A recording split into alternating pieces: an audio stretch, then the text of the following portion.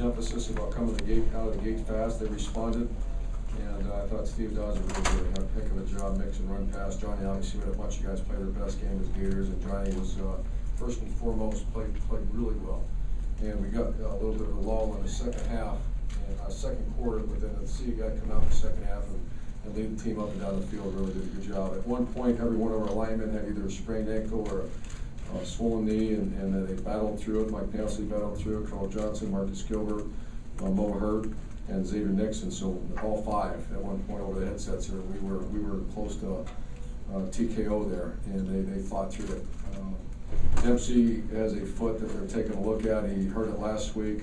We're hoping it's just a sprained foot, excuse me. And Trey Burton was fantastic.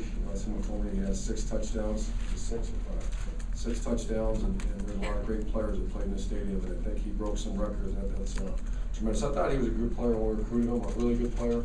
We had no idea what we had until we figured it out during training camp. The versatility, the intelligence, the competitiveness, those are things you just don't know until you get your hands on a player, and he really did well. I thought Carl Moore was fantastic today. We were running some option routes with him.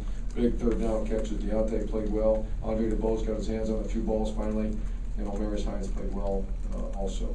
On defense, I thought that's one of the most explosive offenses in the SEC, and they did fantastic. And Coach Austin just went through some names in there of guys that played well, but Treadell and Duke were two names that stood out, and then obviously Jeremy Brown. I mean, that kid's been through a lot. To see him step in front of the ball and take it the other way was really a good deal for him.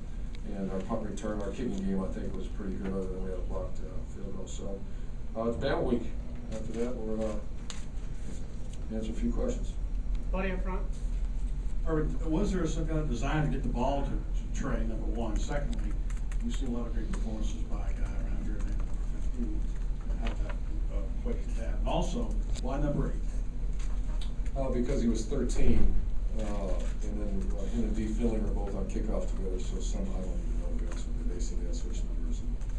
But that was the reason. There's nothing magical story behind number 8.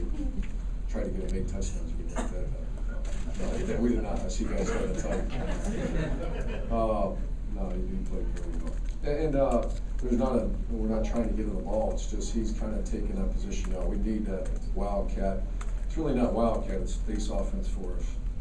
The ability to, Johnny, I thought, executed some options. You need some option football. We do what we do, and that's get the ball in the hands of fast players. Edward over here to the left. Can you talk a little bit more